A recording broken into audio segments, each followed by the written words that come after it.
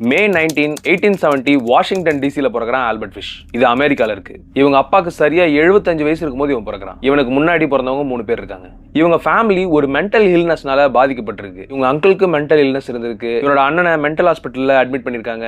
இவங்க அம்மாக்கு hallucination problem இருந்திருக்கு.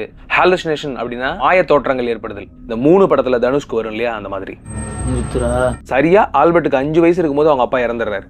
ஃபினான்ஷியலாக இவங்க ஸ்டேபிளாக இல்லை அப்படிங்கிறதுனால 4 பசங்களை வளர்க்க ரொம்ப கஷ்டப்படுறாங்க அவங்க அம்மா. இவன் 5 வயசுல அவங்க அம்மா ஒரு ஆர்ஃபனேஜில் கொண்டு போய் விடுறாங்க. அந்த ஆர்ஃபனேஜ் குழந்தைங்களை ரொம்ப கொடுமைப்படுத்துற, செக்ஷுவலா ஹராஸ் பண்ற, அடிச்சு துன்புறுத்துற இடமா இருந்திருக்கு. அங்க இருக்க பசங்க ஒருத்தர் அடிச்சுக்கிறதையும் ரத்தம் வர மாதிரி சண்டை போடுறதையும் பார்த்து சந்தோஷப்படுறான் ஆல்பர்ட் ஃபிஷ். சரியா 10 வயசு இருக்கும்போது 1880 அவங்க அம்மாக்கு ஒரு கவர்மெண்ட் ஜாப் கிடைக்குது. அதனால அந்த ஆர்ஃபனேஜ்ல இருந்து அவனை திருப்பி அவங்க வீட்டுக்கு கூட்டு போயிடுறாங்க அவங்க அம்மா. வீட்டுக்கு போன ஆல்பர்ட் ஸ்கூலுக்கு போகாம டெலகிராம் பாயா ஒர்க் பண்றான். அவன் சேர்ந்த நண்பர்கள் சரியில்லைங்கிறதுனால ரொம்ப வினோதமான விஷயங்கள்லாம் அவன் செய்ய ஆரம்பிக்கிறான். உதாரணத்துக்கு அவனோட யூரினியா அவன் குடிக்கிறது, அவன் மோஷனையும் அவன் சாப்பிடுறது, இந்த மாதிரி மற்ற மனுஷங்க செய்ய அருவருக்கிற விஷயத்த இவன்